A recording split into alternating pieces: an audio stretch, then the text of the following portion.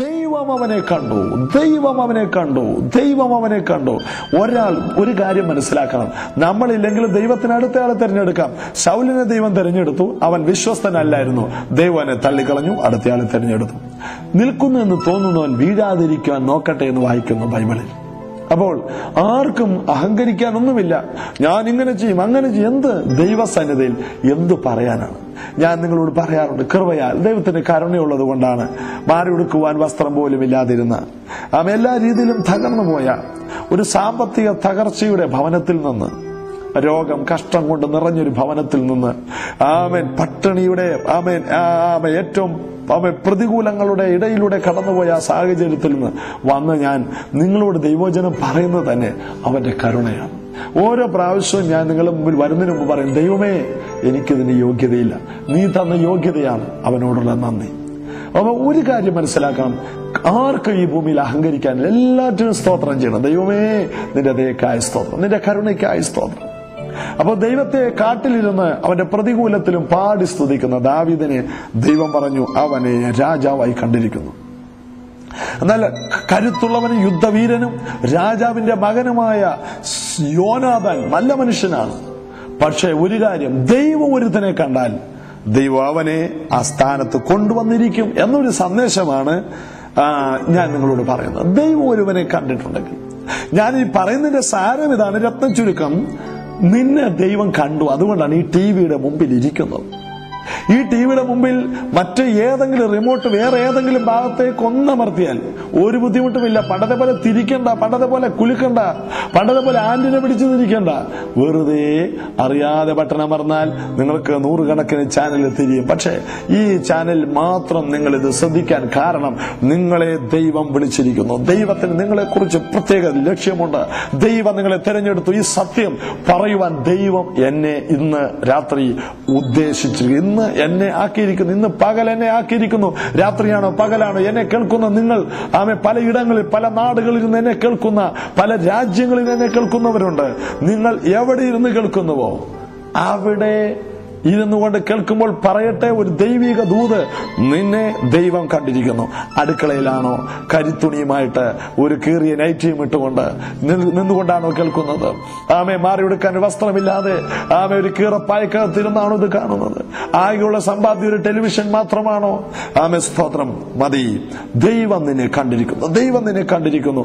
കാട്ടിൽ കിടക്കുന്ന ദാവീദ് അട്ടയുടെ കടി കൊണ്ടുകൊണ്ട് കാട്ടിൽ ആടുകളുമായി കിടക്കുന്ന, അപ്പന് വേണ്ട, തമ്മയ്ക്ക് വേണ്ട, താർക്കും വേണ്ടാത്ത ഒരുവനെ ദൈവം കണ്ടു. ദൈവം ഒരുവനെ കണ്ടു കഴിഞ്ഞാൽ ദൈവം അവനെ തെരഞ്ഞെടുത്തിരിക്കും.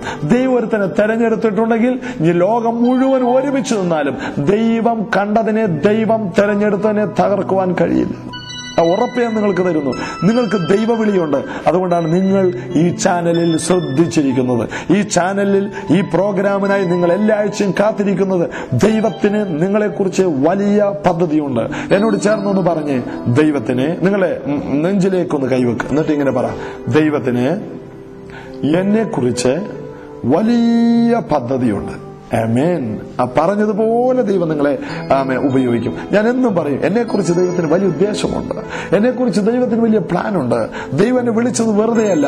ഞാൻ നിലവിളിച്ച് നിരാശപ്പെട്ട് വഴി നീളെ നിന്ദിതനായിട്ട് ജീവിക്കാനല്ല. ദൈവത്തിന് എന്നെക്കുറിച്ച് വലിയ ഉദ്ദേശമുണ്ട്. ദൈവത്തിന് എന്നെക്കുറിച്ചുള്ള വലിയ പദ്ധതിയുണ്ട്.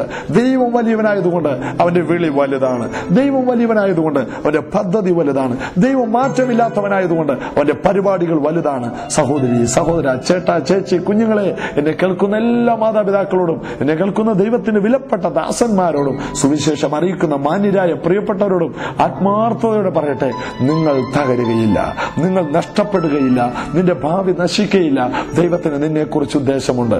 യോനാഥാൻ യോഗ്യനാണ്, യോനാഥാൻ കഴിവുള്ളവനാണ്, യോനാഥാൻ രാജാവ് കുമാരനാണ്, യോനാഥാൻ അടുത്ത രാജാവാകാൻ ജനസമ്മതനാണ്. പക്ഷെ ഒരു കാര്യം, ദൈവം കണ്ടത് ദാവീദാണെങ്കിൽ ദാവീദ് വരും. 1 ശമൂവേൽ 16-ാം അധ്യായത്തിൽ വരുമ്പോൾ ദാവീദിനെ അഭിഷേകം ചെയ്യുന്നു. പിന്നെ അവനെ കാണുന്നില്ല, പിന്നെ കാട്ടിലേക്ക് പോയി. രാജാവായ അഭിഷേകം 17-ാം അധ്യായം അഭിഷേകം കഴിഞ്ഞപ്പോൾ 17-ാം അധ്യായത്തിൽ ഇസ്രായേലിലെ ഒരു വലിയ ഇസ്രായേലിനെതിരെ ഫെലിസ്ത്യ നാട്ടിൽ നിന്ന് യോനാഥാൻ തോൽപ്പിച്ച അതേ ഫെലിസ്ത്യ നാട്ടിൽ നിന്ന് ഒരു മല്ലനായ മനുഷ്യൻ, ഏകദേശം ഡെക്സ് എന്ന ബൈബിളിൽ ഒരു വലിയ പുസ്തകമുണ്ട്. ആ പുസ്തകത്തിൽ കൊടുത്തിരിക്കുന്നത് 13 അടി 4 ഇഞ്ച് ഉയരമുള്ള ഒരു അതികായകനായ മനുഷ്യൻ, ഒരു മല്ലൻ, ഒന്നുകൂടി പറഞ്ഞാൽ ഒരു ജയിന്റ്, രാക്ഷസനായ ശക്തനായ ഒരു മനുഷ്യൻ, ഭയങ്കരനായ ഒരു മനുഷ്യൻ, സാധാരണ മനുഷ്യന്റെ ഇരട്ടി ഉയരമുള്ള, അതുപോലെ ഭയങ്കര ആരോഗ്യമുള്ള, നെഞ്ചുവിരിവുള്ള ഒരു ഭയങ്കരനായ മരം പോലെ, ആല് പോലെ വളർന്നു നിൽക്കുന്ന ഒരു ഉയർന്ന മനുഷ്യൻ ആ കാലയളവിലുണ്ടായിരുന്നു.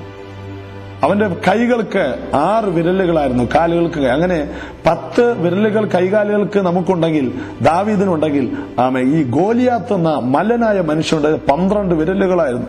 അതിശക്തനായ മനുഷ്യൻ 40 ദിനരാത്രങ്ങൾ 40 ദിവസം വെല്ലുകൾ വിളിച്ചു. ശൗല് നിൽക്കുമ്പോൾ, യോനാഥാൻ നിൽക്കുമ്പോൾ, എല്ലാവരും നിൽക്കുമ്പോൾ വെല്ലുവിളിച്ചു.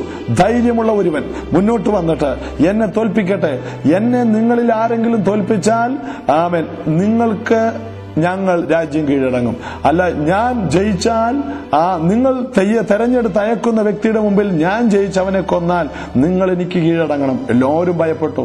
അവന്റെ വെല്ലുവിളിയുടെ മുമ്പിൽ മുന്നോട്ട് വരാൻ ധൈര്യമുള്ള ആരുമില്ലായിരുന്നു. ആർക്കവരെ എതിർക്കാൻ കഴിയില്ലെന്നതായി. എന്നാൽ കാട്ടിൽ നിന്ന് വരുന്ന ദാവീദിനെ നോക്ക്. ചേട്ടന്മാരുടെ ക്ഷേമം അന്വേഷിച്ച് കടന്നു വരുന്ന ദാവീദ് ചോദിച്ചു, അവൻ എന്താണ് പറയുന്നത്? അപ്പോ പറഞ്ഞു, അവർ കേട്ടത് എന്താണ്? അവൻ നിന്ദിക്കുകയാണ്. ആരെ? ജീവനുള്ള ദൈവത്തെ നിന്ദിക്കുന്നു, പരിഹസിക്കുന്നു, അവൻ ശപിക്കുന്നു. അപ്പോൾ പറഞ്ഞു, ഈ ദൈവത്തെ നിന്ദിക്കുന്നവനെ ദൈവം തകർക്കും, ദൈവം തകർക്കും. ദാവീദ് അവന്റെ അനുഭവം ശൗൽ എന്ന രാജാവിനോട് പറഞ്ഞു, എനിക്കവനെ ജയിക്കാൻ കഴിയും. കാരണം കാട്ടിൽ കരടിയും സിംഹവും വന്നപ്പോൾ, എന്റെ ആടുകളെ പിടിക്കാൻ വന്നപ്പോൾ ഞാൻ വലിച്ചു കീറി. ഈ കരടിയെ സിംഹത്തെയും കീറിക്കളയാൻ എനിക്ക് കഴിഞ്ഞെങ്കിൽ ഇവനെയും കീറിക്കളയാൻ കഴിയും. കഴിഞ്ഞ കാലങ്ങളിൽ ജയം നിനക്കുണ്ടായിട്ടുണ്ടോ? വിജയം 1 or 2 ഉണ്ടായിട്ടുണ്ടോ?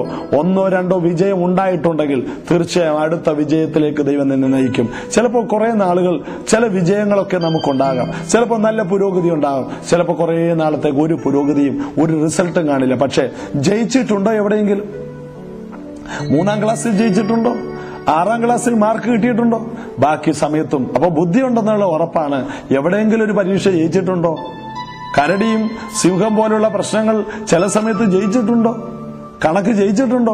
എന്നാൽ മണ്ടനല്ല, നീ ജയിക്കും എന്നതുപോലെ ദാവീദ് ഉറപ്പ് പറയുന്നു, ഞാൻ ജയിക്കും.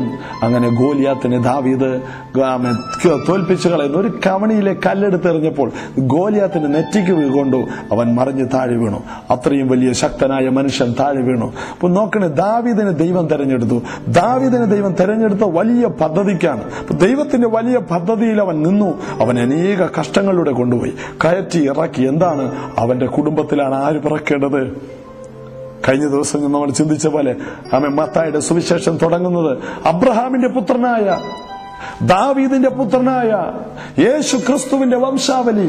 അപ്പോൾ ദാവീദ് എന്ന രാജാവ് യേശു ക്രിസ്തുവിന്റെ മുന്നോടിയായി ഒരു രാജകീയമായ പദവിയിൽ വരണം. അപ്പോൾ അബ്രഹാമിന്റെ കുടുംബത്തിൽ രാജാക്കന്മാർ എഴുന്നേൽക്കണം.